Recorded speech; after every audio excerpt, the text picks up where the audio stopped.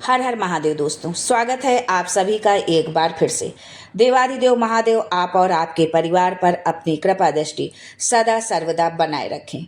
दोस्तों, यदि आप अपने जीवन में सुख समृद्धि चाहते हैं, धन वैभव चाहते हैं, जीवन के हर क्षेत्र में सफलता पाना चाहते हैं, व्यापार में तरक्की चाहते हैं, नौकरी में प्रमोशन चाहते हैं, अपने बच्चों का भविष्य उज्जवल बनाना चाहते हैं, तो आप बिल्कुल सही चैनल पर आए हैं। यदि आप पहली बार हमारे इस चैनल पर आए हैं तो चैनल को सब्सक्राइब करके बेल आइकन जरूर दबाइएगा। दोस्तों, कुछ ही दिनों में सावन का पवित्र महीना समाप्त होने वाला है। साथ ही सावन सोमवार का दिन भी बहुत ही महत्वपूर्ण माना जाता है, क्योंकि इस दिन व्रत आदि करने से साधक को शुभ फलों की प्राप्ति होती है।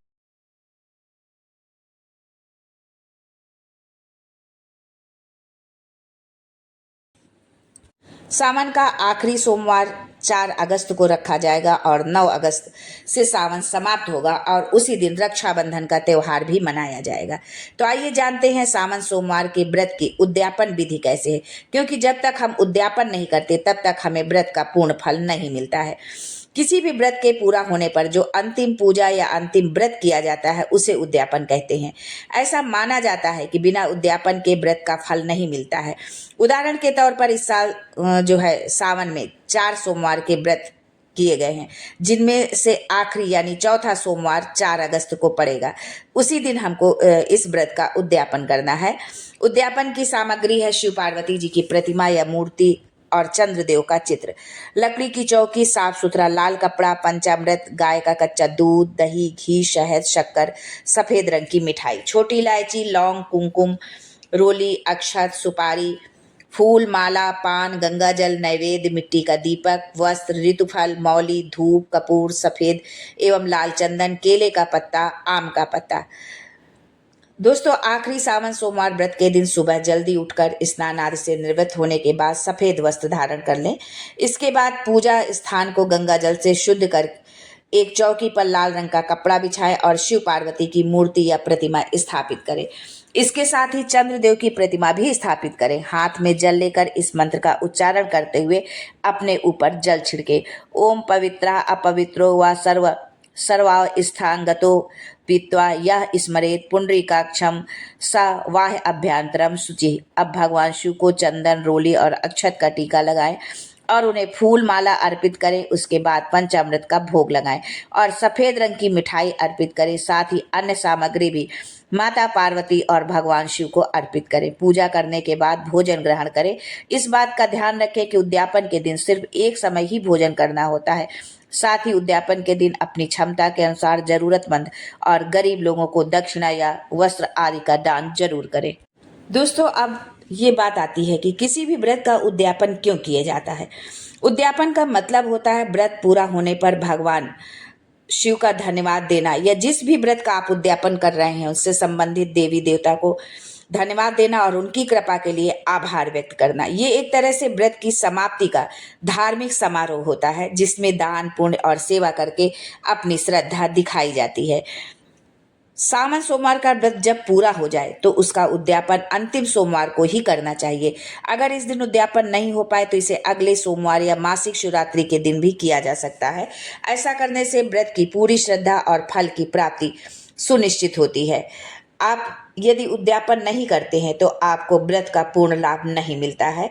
व्रत उद्यापन से संबंधित जो सामग्री है वो आपको बता दी है कि उन सामग्री को आप ले, ब्राह्मणों को भोजन कराएं, अपनी सामर्थ्य के अनुसार दान दक्षिणा दें।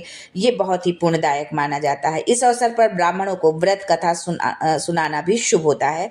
अंत में भगवान शिव से प्रार्थना करें कि यदि व्रत या पूजा में कोई त्रुटि हुई है तो उसे क्षमा करें और अपनी कृपा हम पर सदैव बनाए रखें। सावन व्रत के उद्यापन से क्या लाभ मिलता है।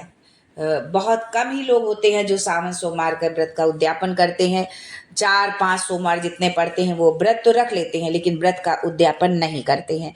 तो व्रत जो रखने के बाद जो उद्यापन करता है उसको उस उद्यापन से क्या लाभ मिलता है ये भी जान लीजिए। व्रत का उद्यापन करने पर उस व्रत का पूरा फल आपको मिलता है और आपने जिस किसी मनोकामना से, जिस भी इच्छा से आपने उस व्रत को रखा है, आपकी वो मनचाही इच्छा जो है पूरी होती है, आपकी वो कामना पूरी होती है। परिवार में सुख, शांति और समृद्धि आती है। साथ ही वैवाहिक जीवन भी खुशहाल बनता है। यदि आप विवाहित हैं तो आपका जो है दाम्पत्य जीवन बहुत ही खुशहाल होगा, आपस में प्रेम स्नेह बढ़ेगा। और यदि आप अविवाहित है और आपने एक अच्छे वर के लिए जो है, एक अच्छे जीवन साथी के लिए आपने इस व्रत को रखा है, तो आपको वो मनचाहा जीवन साथी आपको मिलेगा, अच्छा जीवन साथी मिलेगा। जो भोले बाबा की कृपा से मिलेगा वो अच्छा होगा ही। भगवान शिव की कृपा से संतान सुख और भाग्य में वृद्धि होती है। यदि आपने संतान सुख के लिए जिस भी उद्देश्य से, जिस भी कामना से आपने ये व्रत रखा है, वो कामना आपकी जरूर पूरी होती है। यदि आपने संतान पाने के लिए रखा है, या आपने रखा है कि संतान है और उससे हमें जो है सुख मिले, हमारे भाग्य में हमारी वृद्धि हो, हमारा भाग्य अच्छा हो जो है। यदि आपका भाग्य नहीं है, दुर्भाग्य, हर काम में कहीं ना कहीं कोई ना कोई विघ्न बाधा आ रही है, तो वो भी जो है, सारी विघ्न बाधाएं भी आपके जीवन से समाप्त होती हैं, आपका भाग्योदय होता है। जीवन में आने वाले दोष, परेशानियां, रोग, व्याधि और तनाव भी दूर होते हैं, जिससे जीवन सरल और खुशहाल बनता है और जीवन में किसी भी प्रकार की दुख तकलीफ नहीं आती है। दोस्तों, ये तो थी सावन सोमवार के व्रत की उद्यापन की विधि संक्षेप में। और सावन का महीना जो है भक्ति, ध्यान और शिव आराधना का विशेष समय माना जाता है। ये वो समय है जब श्रद्धालु पूरी आस्था के साथ भगवान शिव की पूजा करते हैं। धार्मिक मान्यताओं के अनुसार ये महीना भगवान शिव को अत्यंत प्रिय होता है और इस दौरान की गई साधना का कई गुना अधिक फल प्राप्त होता है। विशेष रूप से सावन के सोमवार अत्यंत शुभ और प्रभावकारी माने जाते हैं। बहुत से लोग पूरे वर्ष भर के सावन का व्रत रखते हैं, लेकिन जो सावन का सोमवार है ये विशेष फलदायी माना जाता है। दोस्तों, सावन का समापन पास में है, ऐसे में शिव भक्तों के पास उन्हें प्रसन्न करने का ये अंतिम अवसर बचा है। हम भगवान भोलेनाथ को, यदि कोई हमसे कमी रह गई, कोई भूल रह गई है, या हम किसी भी कारण से हम भगवान भोलेनाथ की पूजा अर्चना नहीं कर पाए हैं, तो हम इस आखिरी समय पर भगवान भोलेनाथ को कैसे प्रसन्न करें। सावन का महीना शिव भक्ति के लिए विशेष समय माना जाता है। इस वर्ष 4 अगस्त को सावन का अंतिम सोमवार मनाया जाएगा। इस दिन कई शुभ योग बन रहे हैं, जैसे सर्वार्थ सिद्धि योग, ब्रह्म योग और इंद्र योग। साथ ही चंद्रमा वृश्चिक राशि में अनुराधा और चित्रा नक्षत्रों में गोचर करेंगे। इन विशेष योगों के चलते इस दिन किया गया पूजा पाठ और दान पुण्य जो है बहुत ही लाभदायी होगा। भगवान शिव को प्रसन्न करने का सबसे प्रभावशाली उपाय है रुद्राभिषेक। ये नकारात्मक ऊर्जा को दूर करता है और जीवन में शुभता लाता है। कहा जाता है कि रुद्राभिषेक से भगवान शिव शीघ्र प्रसन्न होकर भक्तों की मनोकामना पूरी करते हैं। चंद्र से जुड़ी वस्तुओं का दान यदि आप करते हैं तो ये भी बहुत अच्छा होता है। यदि आपकी कुंडली में चंद्रमा कमजोर स्थिति में है, तो आप इस दिन दूध, दही, चावल, चीनी और सफेद वस्त्र जैसे चंद्रमा से संबंधित चीजों का दान करें। इससे चंद्रमा की स्थिति बेहतर होगी और मानसिक तनाव में आपको राहत मिलेगी। सफेद चंदन से 108 बेल पत्रों पर ओम नमः शिवाय लिखें और उन्हें भगवान शिव को अर्पित करें। साथ ही शमी के पत्तों पर शहद लगाकर शिवलिंग पर अर्पण करें। भगवान जो है भोलेनाथ का उससे श्रृंगार आप करते हैं, तो ये उपाय भी अत्यंत ही पुण्यदायी फल माना गया है। किसी शिव मंदिर में जाकर पूजा अर्चना करें और फिर जरूरतमंद लोगों को भोजन कराएं। अपनी सामर्थ्य के अनुसार उन्हें वस्त्र या अन्य उपयोगी सामग्री का दान भी आप करें।